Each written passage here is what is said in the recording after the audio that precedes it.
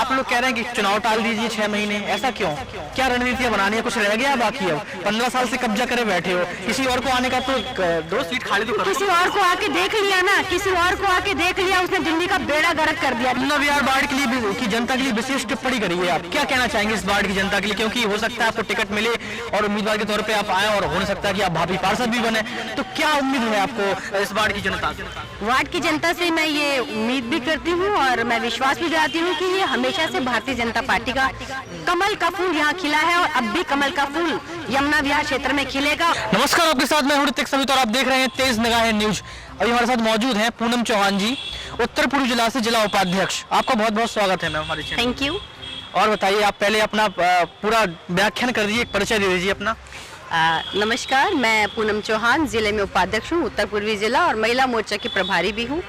और यहाँ हमारे विधायक रहे साहब सिंह चौहान जी, 1993 से लेकर 2014 तक उनके पुत्र भी हूँ जी।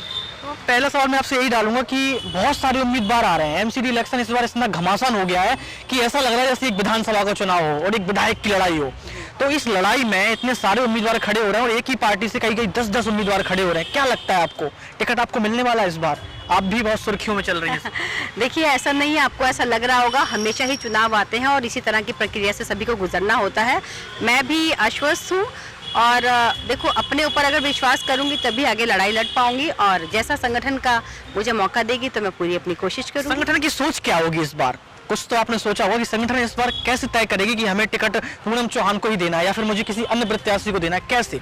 ये संगठन का काम है, लेकिन काम करते करते ऐसा अनुभव हुआ है, भारतीय जनता पार्टी जमीन पे कार्य करने वाले कार्यकर्ता के बारे में प्रथम विचार करती है जमीन स्तर पर। लेकिन जमीन स्तर पर जब जा रहे हैं लेकिन कुछ खास नहीं मिल रहा है। सर्वे जब करते हैं तो कहते हैं कि भाजपा भ्रष्ट हो रही है, क्यों? नहीं, बिल्कुल गलत कहा जा रहा है, भाजपा भ्रष्ट हो रही है। एमसीडी में भाजपा को भ्रष्ट बनाने का जो एक मुद्दा जो उठा रही है वो केजरीवाल सरकार उठा रही है। एक तो केजरीवाल सरकार ने पहले एमसीडी के 13,000 करोड़ रुपए रोक रखे हैं, उसे काम नहीं करने दे रही। नहीं, आम आदमी पार्टी जो है वो अभी जो दुर्गेश पाठक उन्होंने कहा है कि दिल्ली को वर्ल्ड क्लास शहर बनाने वाले हैं, ये गलत बात है क्या? कह रहे हैं एमसीडी में इस बार आम आदमी पार्टी लाने वाले हैं।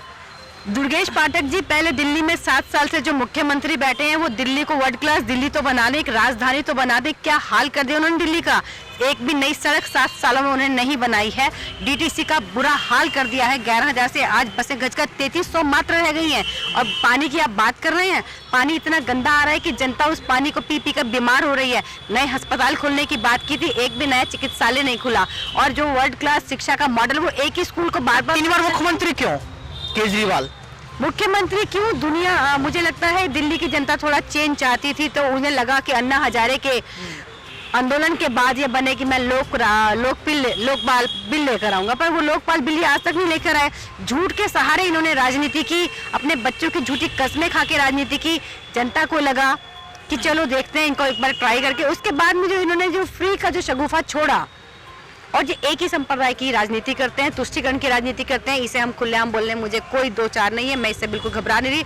तुष्टीकरण की राजनीति केजरीवाल जी करते हैं और उसी के सहारे ये आज यहाँ तक पहुँच पाए। पिछले 15 साल से एमसीडी में सत्ता पर जो बीजेपी काबिज है जी। और शायद उम्मीद आप फिर से कर रहे हैं कि फिर से बीजेपी आने वाली है। आप मुझे ये बताइए, सर्वे के दौरान लोग कह रहे हैं, जनता परेशान है कि हमने पार्षद का मुंह नहीं देखा, कैसे? आप तो कह रही हैं कि हम जमीन स्तर पर काम करते हैं। कौन सी जनता ऐसा कह रही है उन्होंने पार्षद का मुंह नहीं देखा? हमारे यहाँ निगम पार्षद हैं प्रमोद गुप्ता जी, विधायक हैं अजय महावर जी। कोरोना काल में जितना कार्य इन्होंने गली गली जाकर प्रमोद गुप्ता जी ने खुद सैनिटाइज करवाया है और एक एक क्षेत्र को, एक एक गली को। लोग बिल्कुल झूठ बोलते हैं। अब ऐसा तो है नहीं कि किसी घर में फंक्शन है पार्षद रोज वहाँ जाके। पार्षद जी के और विधायक जी के जो कार्य हैं, मैं आपको यहीं से एक काम दिखाता हूँ। सामने देखिए वो झंडा लगा है, आप उसकी तस्वीर देखिए, भारत का झंडा है और ये देखो कितना गंदा रखा है, इसकी सफाई नहीं होनी चाहिए। इस झंडे को बदलने के लिए भी अभी थोड़े दिन पहले ही यहाँ पर एक दौरा हुआ है और झंडा भी चेंज किया जाएगा, नया झंडा भी उसमें लगेगा। ऐसा नहीं है, काम बारीकी से बताए जाते हैं, वो काम भी पूरे होते हैं। पार्क की साफ सफाई आप देख रहे हैं ना, पार्क को डेवलपमेंट करने के लिए इनके स्थानीय जो RW के लोग हैं उनकी भी आवश्यकता पड़ती है, क्योंकि 81 पार्क यमुना विहार में और पूरे आसपास के क्षेत्र के लोग यहाँ घूमने आते हैं। लोग अपना दायित्व नहीं समझते, उन्हें ये पता है कि पार्क में घूमना हमारा राइट है, लेकिन पार्क की साफ सफाई की और उसका देख रेख का भी तो राइट कर्तव्य तो उनका बनता है ना। तो जनता को अपनी भागीदारी भी समझनी चाहिए। इतना यमुना विहार में काम हुआ है, नई पाइपलाइन भी, अभी गैस पाइपलाइन जब भजनपुरा C ब्लॉक में देख रहे हैं वो डल चुकी है।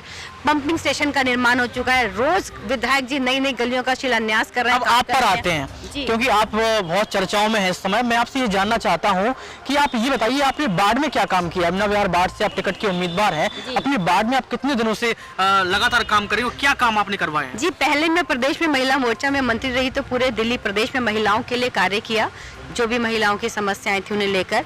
और अब मैं जिले में उपाध्यक्ष हूँ तो पूरे जिले में रहना होता है, प्रवास रहते हैं और महिलाओं को जोड़ना और लोगों को बीजेपी की विचारधारा से जोड़ना, ये हमारा काम है। और जो भी कोरोना काल में मैंने अपने वार्ड में श्रम कार्ड कैंप लगाया, राशन बहुत बांटे, राशन कार्ड का कैंप लगाया और जो भी नीडी पर्सन हमारे जिसकी भी हम मदद कर सकते हैं, चाहे वो मेरे क्षेत्र का है, मेरे वार्ड का है या नहीं है, जो भी कैंप लगा, राशन बांटना हो, मास्क हमने खुद से बना के, जब हमारे मोदी जी ने आह्वान किया फर्स्ट कोरोना काल से कि घर बैठे आप महिलाएं हैं, महिला मोर्चा को मास्क बनाने, तो हमने घरों में बैठ के खुद ही और एक मास्क की एक क्रांति तक हम महिलाओं ने ला दी। क्रांति आपने कहा। इस बार टिकट भी महिलाओं को मिलना है और महिलाओं को पार्षद बनना है, तो क्या लगता है जनसंपर्क आप कर रहे होंगे तो महिलाओं का रुझान किस तरफ है? बीजेपी को पसंद कर रही है महिला? जी बिल्कुल पसंद कर रही है महिलाएं, क्योंकि यहाँ बीजेपी का ये क्षेत्र रहा है और कार्य भी बीजेपी ने ही कराया है। 2015 से श्रीधर शर्मा जी का जो कार्यकाल रहा, यमुना विहार का इतना बुरा हाल उसी वजह से हुआ है। और जब हमारे दोबारा से हमारे विधायक जीत के आए श्री अजय महावर जी, तो 2 साल कोरोना का पीरियड रहा, तो उसको बैलेंस करने में गोंडा का जो विकास साहब सिंह चौहान जी के द्वारा लगत 22 वर्षों से चल रहा था, वो केवल श्रीधर शर्मा जी ने 5 सालों में रत्ती भर भी यहाँ कार्य नहीं, रत्ती भर आपने कहा काम नहीं किया, लेकिन अभी देख रहे हैं कि जगह जगह कैंप लगाए जा रहे हैं विपक्ष की तरफ से, बहुत सारे काम आधार कार्ड को जब वो विधायक थे और उसके बाद भी विधायक थे तब भी उन्होंने कोई कार्य नहीं किया। कोई एक व्यक्ति यहाँ ये बता दे कि हाँ जी हमने विधायक को यहाँ देखा।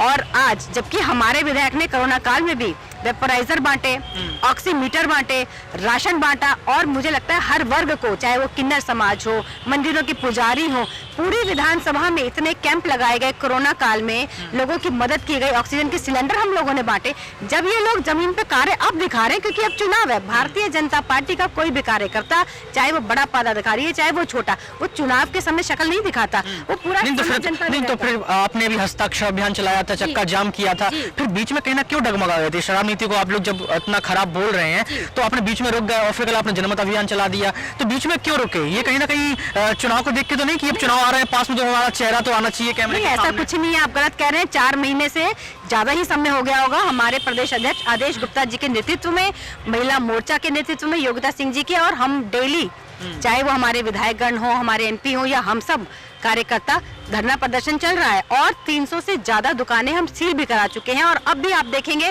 प्रदेश अध्यक्ष जी के द्वारा कल भी जो मंदिरों के आसपास दुकानें वो भी सील कराई गई हैं। काम हम तरीके से कर रहे हैं, लेकिन हम चाहते हैं कि सरकार, आपको भी पता है कि जो प्रदेश अध्यक्ष है उनके कहीं ना कहीं जो आंदोलन करते हैं वो असफल रह जाते हैं। ऐसा क्यों होता है? कोई भी आंदोलन असफल नहीं रहा है, सफल रहा है तभी तो हम 300 से ज्यादा सफल रहा हो तो जनमत अभियान आप क्यों चलाते हैं? जनमत अभियान हमने इसलिए चलाया, केजरीवाल जी एक बात कहते हैं कि जब भी मैं महिलाओं से रिलेटेड कोई भी मुद्दा लाऊंगा या कोई भी बिल लाऊंगा तो मैं मोहल्ला सभाएं करूंगा।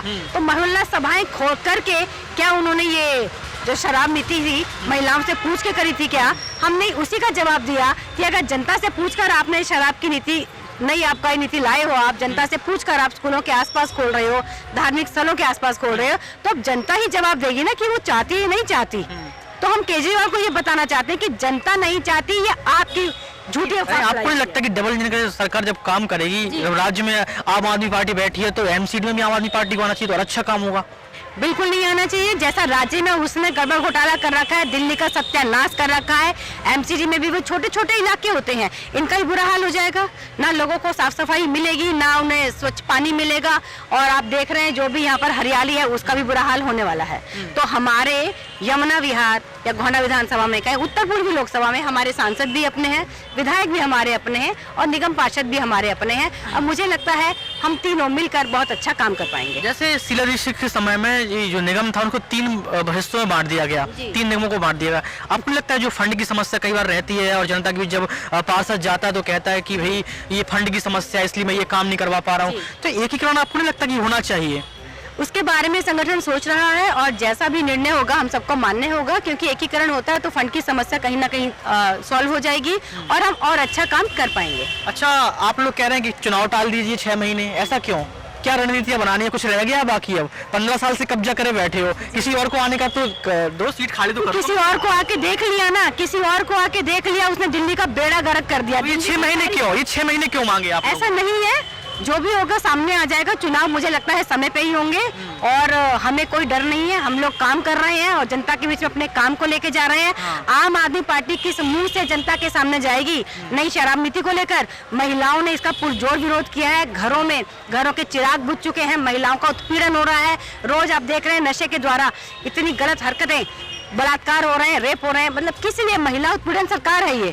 और बुजुर्गों की जो पेंशन है वो 7 सालों से नहीं आई है, नए राशन कार्ड नहीं बने। क्या क्या इसकी कमियां हम आपको दें? कोई नया एक फ्लाईओवर तक नहीं बना है। अच्छा, यमुना विहार बाढ़ के लिए की जनता के लिए विशेष टिप्पणी करी है, आप क्या कहना चाहेंगे इस बाढ़ की जनता के लिए? क्योंकि हो सकता है आपको टिकट मिले और उम्मीदवार के तौर पे आप आए और हो सकता है कि आप भावी पार्षद भी बने, तो क्या उम्मीद है आपको इस बाढ़ की जनता से? वार्ड की जनता से मैं ये उम्मीद भी करती हूँ और मैं विश्वास भी दिलाती हूँ कि ये हमेशा से भारतीय जनता पार्टी का कमल का फूल यहाँ खिला है और अब भी कमल का फूल यमुना विहार क्षेत्र में खिलेगा। और जो भी हमारा प्रत्याशी होगा वो यमुना विहार की जैसे पहले देखरेख होती थी उससे ज्यादा क्या, विधायक जी भी अपने हैं, सांसद जी भी अपने हैं, तो उनके सहयोग से जो काम पहले होते थे उसी तरह से होंगे। बहुत बहुत शुक्रिया पूनम चौहान आपका।